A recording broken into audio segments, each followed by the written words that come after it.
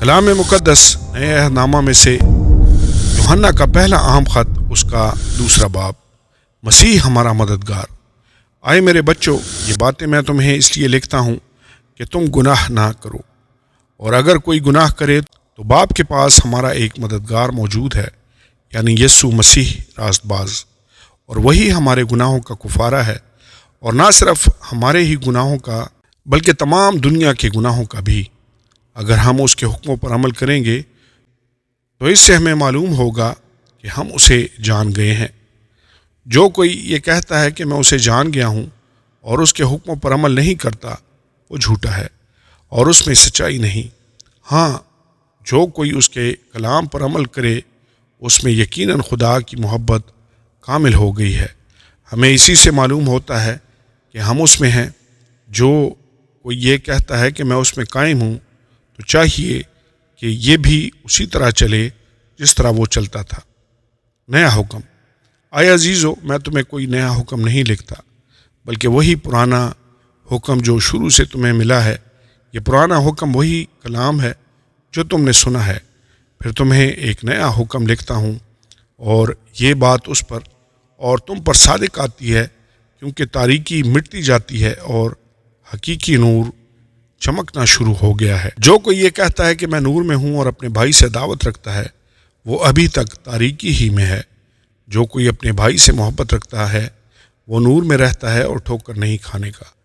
لیکن جو اپنے بھائی سے عداوت رکھتا ہے وہ تاریکی میں ہے اور تاریکی ہی میں چلتا ہے، اور یہ نہیں جانتا کہ کہاں جاتا ہے، کیونکہ تاریکی نے اس کی آنکھیں اندھی کر دی ہیں۔ اے بچوں، میں تمہیں اس لیے لکھتا ہوں کہ اس کے نام سے تمہارے گناہ معاف ہوئے۔ اے بزرگو، میں تمہیں اس لیے لکھتا ہوں کہ جو ابتدا سے ہے اسے تم جان گئے ہو۔ اے جوانو، میں تمہیں اس لیے لکھتا ہوں کہ تم اس شریر پر غالب آ گئے ہو۔ اے لڑکو، میں نے تمہیں اس لیے لکھا ہے کہ تم باپ کو جان گئے ہو۔ اے بزرگو، میں نے تمہیں اس لیے لکھا ہے کہ جو ابتدا سے ہے اس کو تم جان گئے ہو۔ اے جوانو، میں نے تمہیں اس لیے لکھا ہے کہ تم مضبوط ہو اور خدا کا کلام تم میں قائم رہتا ہے، اور تم اس شریر پر غالب آ گئے ہو۔ نہ دنیا سے محبت رکھو، نہ ان چیزوں سے جو دنیا میں ہیں۔ جو کوئی دنیا سے محبت رکھتا ہے اس میں باپ کی محبت نہیں، کیونکہ جو کچھ دنیا میں ہے، یعنی جسم کی خواہش اور آنکھوں کی خواہش اور زندگی کی شیخی، وہ باپ کی طرف سے نہیں بلکہ دنیا کی طرف سے ہے۔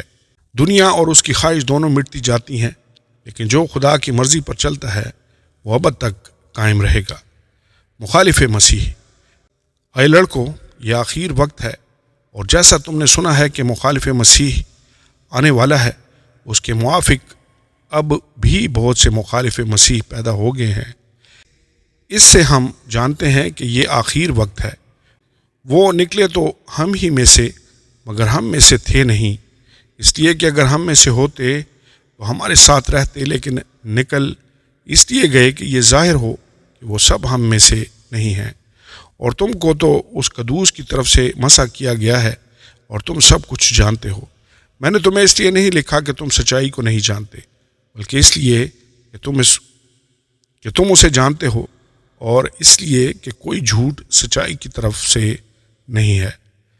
کون جھوٹا ہے سوا اس کے جو یسوع مسیح کے مسیح ہونے کا انکار کرتا ہے؟ مخالف مسیح وہی ہے جو باپ اور بیٹے کا انکار کرتا ہے۔ جو کوئی بیٹے کا انکار کرتا ہے اس کے پاس باپ بھی نہیں۔ جو بیٹے کا اقرار کرتا ہے اس کے پاس باپ بھی ہے۔ جو تم نے شروع سے سنا ہے وہی تم میں قائم رہے۔ جو تم نے شروع سے سنا ہے اگر وہ تم میں قائم رہے تو تم بھی بیٹے اور باپ میں قائم رہو گے، اور جس کا اس نے ہم سے وعدہ کیا ہے وہ ہمیشہ کی زندگی ہے۔ میں نے یہ باتیں تمہیں ان کی بابت لکھی ہیں جو تمہیں فریب دیتے ہیں، اور تمہارا وہ مسح جو اس کی طرف سے کیا گیا تم میں قائم رہتا ہے، اور تم اس کے محتاج نہیں کہ کوئی تمہیں سکھائے، بلکہ جس طرح وہ مسح جو اس کی طرف سے کیا گیا تمہیں سب باتیں سکھاتا ہے، اور سچا ہے اور جھوٹا نہیں، اور جس طرح اس نے تمہیں سکھایا اسی طرح تم اس میں قائم رہتے ہو۔ غرض ہے بچوں، اس میں قائم رہو، تاکہ جب وہ ظاہر ہو تو ہمیں دلیری ہو، اور ہم اس کے آنے پر اس کے سامنے شرمندہ نہ ہوں۔ اگر تم جانتے ہو کہ وہ راست باز ہے تو یہ بھی جانتے ہو کہ جو کوئی راز بازی کے کام کرتا ہے وہ اس سے پیدا ہوا ہے۔ آمین اور آمین۔